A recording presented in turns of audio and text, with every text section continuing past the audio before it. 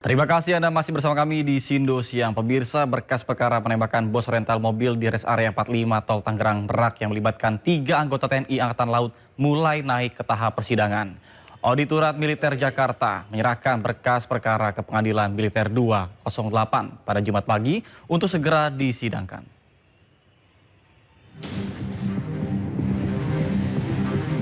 Auditorat Militer 207 Jakarta menyerahkan berkas perkara penembakan yang menewaskan bos rental mobil Ilyas Abdurrahman ke Pengadilan Militer Jumat pagi. Berkas perkara langsung diserahkan melalui pelayanan terpadu satu pintu Pengadilan Militer 28 Jakarta. Pada pelimpahan berkas, ketiga tersangka yakni Sersan 1 AA, Sersan 1 RH, dan Klasi Kepala BA belum dihadirkan auditor militer. Ketiga tersangka masih ditahan di stal Tahmil Puspom Angkatan Laut. Dalam berkas perkara tersebut, pihak auditorat juga menyertakan 19 orang saksi ke persidangan. Adapun satu korban penembakan yang kondisinya masih sakit akan diajukan sebagai saksi tambahan. Saksi baik sipil atau militer, bahkan ini mayoritas sipil nanti akan dihadirkan. Yang belum ada di dalam berkas perkara itu nanti akan kita panggil sebagai saksi tambahan. Intinya persidangan ini seperti yang disampaikan, bersifat terbuka, transparan, dan akuntabel. Silakan diikuti. Usai berkas perkara dilimpahkan, pihak pengadilan militer akan langsung mempelajari sebelum menyatakan lengkap untuk naik ke persidangan. Ketiga tersangka dikenakan pasal berlapis dalam kasus penembakan ini. Sebelumnya penembakan terhadap bos rental mobil terjadi pada 2 Januari lalu di res area kilometer 45 Tol Tangerang Merak, Banten. Polisi memastikan peristiwa ini berkaitan dengan bisnis rental kendaraan. Maling mobil!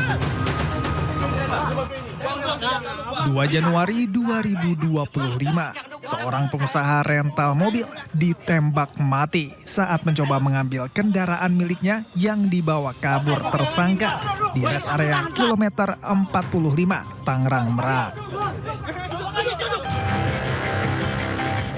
Nahasnya lagi, sebelum kejadian penembakan, anak pemilik rental mobil menceritakan penolakan pihak kepolisian untuk melakukan pendampingan atas laporan yang dibuat oleh korban.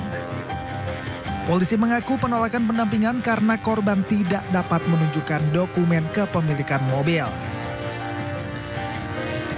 Pencurian mobil berawal saat AS yang menyewa mobil korban selama 3 hari sejak 31 Desember.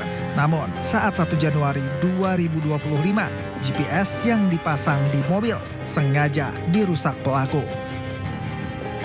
Ada 2 perangkat GPS mobil yang telah dipotong tepat di Pandeglang.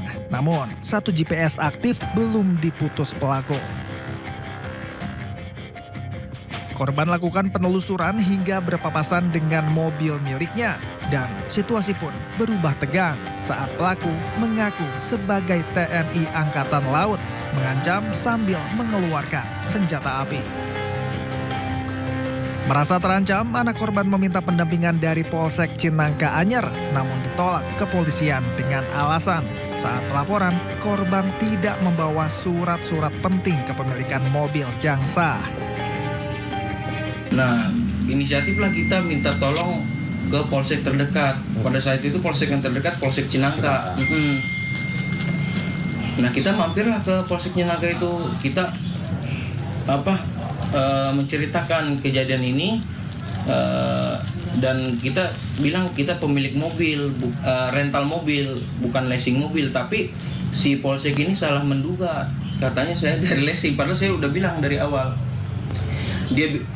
Saya minta perlindungan atau pendampingan ya untuk mengambil motor tersebut.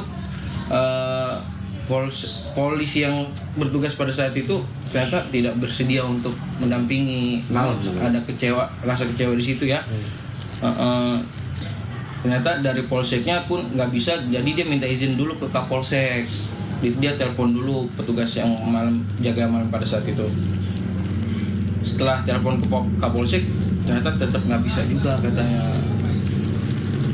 takut kejadian kayak leasing, takutnya leasing. Padahal saya sudah bilang kalau saya ini rental mobil, pemilik mobil, dan saya membawa bukti-bukti kepemilikan mobil seperti BPKB, STNK, dan kunci serep juga, gitu.